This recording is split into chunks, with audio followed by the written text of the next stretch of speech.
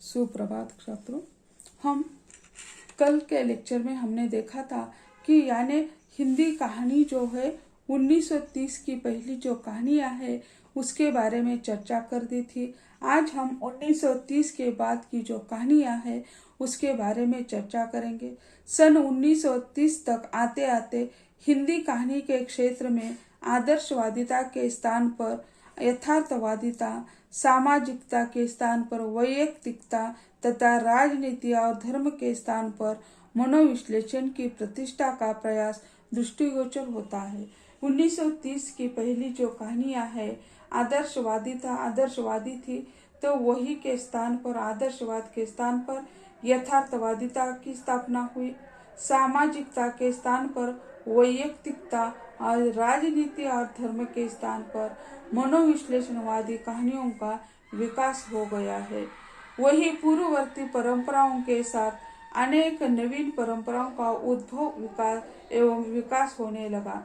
यानी पहली जो कहानियां थी 1930 के पहले की कहानियां वह यथार्थ आदर्शवादी थी, सामाजिक कहानियां थी। लेकिन 1930 के बाद की जो कहानियां है उन्होंने अपना रूप बदल दिया है। यथार्थवादी और वैयक्तिक और मनोविश्लेषणात्मक कहानियां इस काल में लिखी गई है। मनोविश्लेषणवादी परंपरा में आते हैं तो इस परंपरा में प्रमुखता जैनेन्द्र कुमार, भगवती प्रसाद वाजपेयी, भगवती चरण वर्मा, आग्नेय, इलाचंद जोशी आदि की कहानियां आती है। तो यानी मनोविश्लेषणवादी जो कहानियां लिखने वाले जैनेन्द्र ने यानी मनोविश्लेषणात्मक उपन्यास भी लिखे और कहानियां भी लिखी है। भगवती प्रसाद वाजपेयी जी भी इस मनोविश्लेषणवादी आते हैं और भगवती चरण वर्मा भी आते हैं। आग्नेय, इलाचंद जोशी, इनकी जो कहानियां है वो मनोवैज्ञानिक कहानियां मानी जाती है। जैनेन्द्र जी के कहानी संग्रह में वातायन, स्पर्धा, फांसी, पाबेज, जय संधि, एक रात, दो चिड़िया यानी वह जो कहानी संग्रह है उनके बहुत चर्चित रहे हैं जैनेन्द्र जी। जैनेन्द्र मनोविश्लेषणवादी उपन्यास लेखक भी माने जाते हैं और मनोविश्लेषणात्मक कहानियां लिखने वाले भी माने जाते हैं।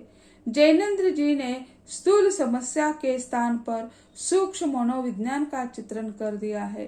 तो जैनेन्द्र जी जो है उन्होंने स्थूल समस्या के स्थान पर सूक्ष्म मनोविज्ञान का यानी स्थान दिया है। उनका दृष्टिकोण समाजवादी की अपेक्षा व्यक्तिवादी, भौतिकवादी की अपेक्षा आध्यात्मवादी अधिक है। घटनाओं की अपेक्षा उन्होंने चरित्र चित्रण को ज्यादा महत्व दिया है। भगवती प्रसाद वाजपेयी जी ने अपनी कहानियों में जैनेन्द्र की दृष्टि को आगे बढ़ाया। यानी जैनेन्द्र के परंपरा के यानी अगले लेखक कौन है, तो भगवती प्रसाद वाजपेयी जी जो है यानी उन्होंने जो विषय वस्तु का चुनाव किया या वो अपने प्रस्तुति जो चरित्र प्रधान कहानियां लिखने का प्रयत्न कर दिया। उसकी रचनाओं में हिलोर, पुष्करनी, खाली बोतल आदि चर्चित रही है। भगवती प्रसाद वाजपेयी जी की कहानी संग्रह जो है हिलोर, पुष्करनी, खाली बोतल आदि है। उनकी कहानियों में मार्मिकता और रोचकता के साथ विश्लेषण की गंभीरता भी दिखाई देती है। सिर्फ मनोरंजन कहानियों का उद्देश्य नहीं है, तो यानी मार्मिकता और रोचकता भी इस कहानी का विषय रहा है। आग्नेय एवं इलाचंद जोशी आदि ने भी अपनी कहानियों में मनोविश्लेषणवाद का अंकन किया है। इस परंपरा की कहानियों में मानव मन की विभिन्न प्रवृत्तियां, गुंथियों एवं कुंठाओं का विश्लेषण आधुनिक मनोविज्ञान एवं मनोविश्लेषण के आधार पर किया है।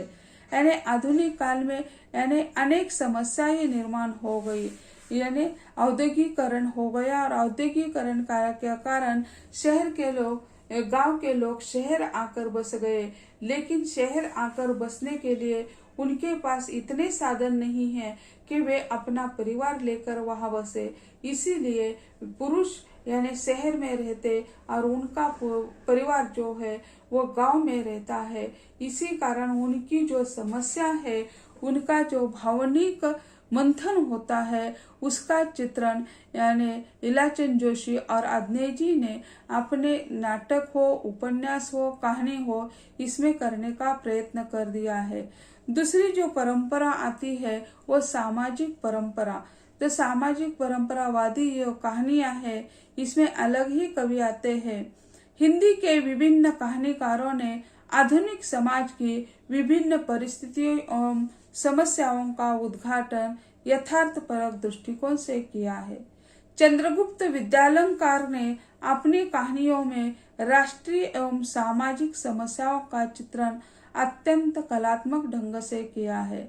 चंद्रकला, भय का राज्य, अमावस आदि उल्लेखनीय रचनाएं हैं। यानी उसकी जैसे हम देखते हैं चंद्रगुप्त विद्यालंकार जो है वो सामाजिक कहानियां लिखने वाले में सिद्धहस्त माने जाते हैं। तो उनके कहानी संग्रह है चंद्रकला, भय का राज्य, अमावस, ये उनके कहानी संग्रह है। उपेंद्र नाथ अश्क ने आधुनिक समाज की कुंठाओं एवं कुप्रवृत्तियों का चित्रण व्यंग्यात्मक शैली में किया है। यानी उपेंद्र नाथ अश्क जो है उन्होंने समाज की जो कुंठाएं और कुप्रवृत्तियां जो है उसका चित्रण व्यंग्यात्मक शैली में कर दिया है। इनके प्रमुख कहानी संग्रह है निशानियां, दो धारा। यानी उपेंद्र नाथ अश्क की कहानी संग्रह के नाम है निशानियां और दो धारा। उन्होंने मध्यम वर्गीय समाज की ज्वलंत समस्याओं को संवेदनात्मक स्तर पर उद्घाटित करने में पूर्ण रूप में सफलता प्राप्त की है। राम प्रसाद जी की अनेक कहानी संग्रह प्रकाशित हुए हैं जिनमें आधुनिक सामाजिक अनाचार एवं विकृतियों का दर्शन होता है।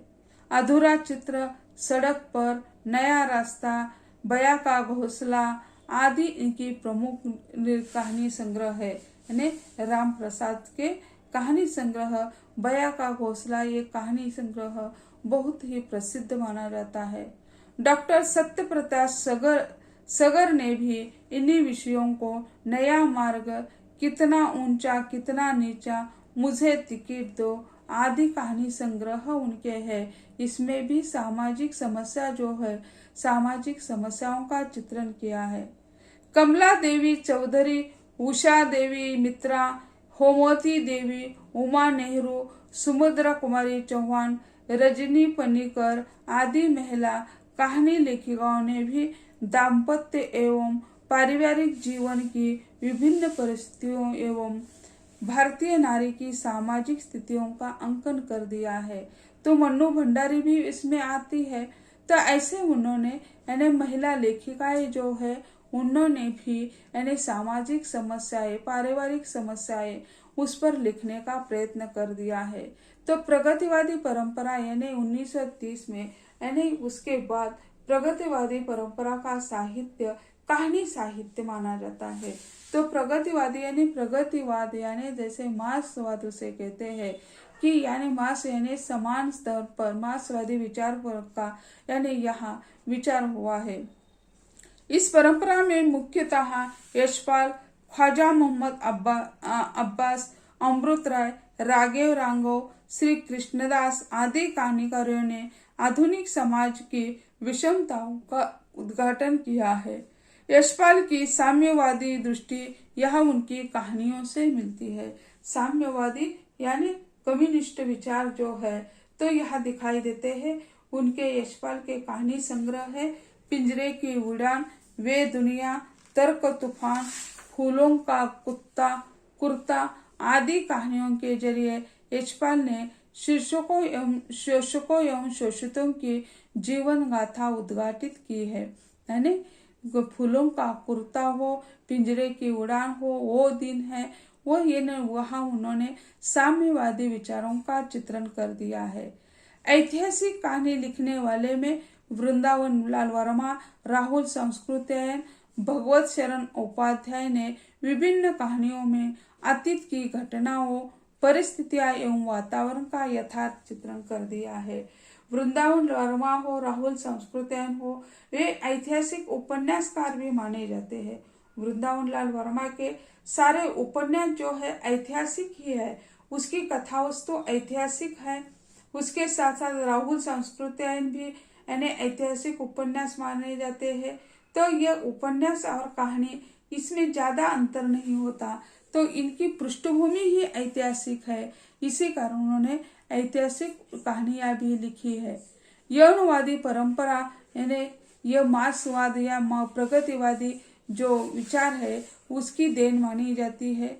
हिंदी के अनेक कहानीकारों ने अपनी कहानियों में काम वासना, सौंदर्य लिप्सा एवं प्रणय आदि का स्वच्छंद रूप से चित्रण किया है।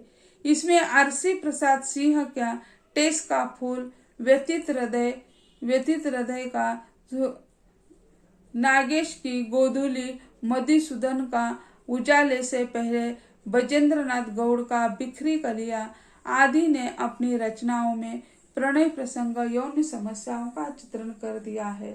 तो ऐसे जो है यानी ऐतिहासिक उपन्यास लिखने वाले, ऐतिहासिक कहानी लिखने वाले और उसी तरह यानी फ्राइड के विचारों का यानी विचार उसमें प्रभाव दिखाई देता है, युंग के विचारों का प्रभाव दिखाई देता है। इसी कारण यौनवादी यानी कहानियां भी लिखी गई। हास्य परंपरा की कहानियां लिखने वाले में भी कई लोग आ जाते हैं। इसमें कांतानाथ पांडेय, राधा कृष्ण या शिक्षार्थी या बनारस जे अनेक कहानीकार है, उन्होंने यानी जैसे हास्य रस की कहानियां लिखी है।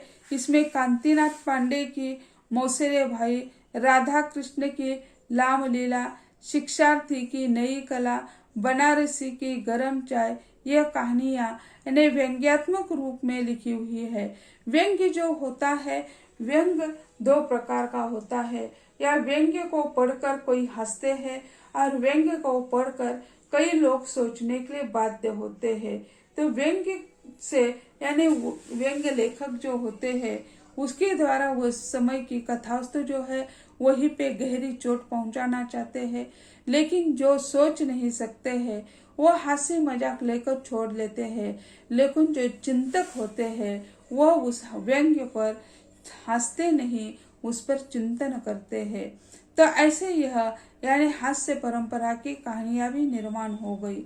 और अगली जो कहानी है वह यानी कहानी के अध्ययन के लिए उसके विभाग कर दिए हैं कि यानी 1930 की पहले की कहानी, 1930 की कहानी, 30 के बाद की कहानी और उसके बाद 30 से 50 के बाद की जो कहानी, 50 के बाद की जो कहानी आती है उसे एक अलग नाम दिया है नई कहानी। जैसे नई कविता आई उसी तरह नई कहानियां भी आई और सचेतन कहानी, नई कहानी, ऐसे अलग अलग विभाग कर दिए हैं।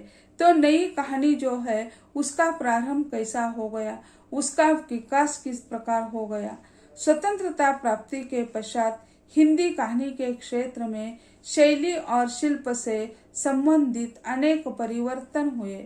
सन 1950 के बाद एक नव विचार प्रवाहित हुआ या नया आंदोलन शुरू हो गया और वह आंदोलन है वो नई कहानी। नई कहानी ऐसा उसे नाम दे दिया। सर्वप्रथम दुष्यंत कुमार ने इसका उल्लेख कर दिया, यानी नई कहानी ऐसा नामकरण किसने कर दिया इस आंदोलन का, तो दुष्यंत कुमार जी ने इसे नई कहानी ऐसा नाम दे दिया। नई कहानी के प्रवर्तक के रूप में राजेंद्र यादव, निर्मल वर्मा, कमलेश्वर, मोहन राकेश आदि का उल्लेख किया जाता है। नई कहानी के प्रवर्तक के रूप में राजेंद्र यादव, निर्मल वर्मा, कमलेश्वर, मोहन राकेश इसमें आते हैं।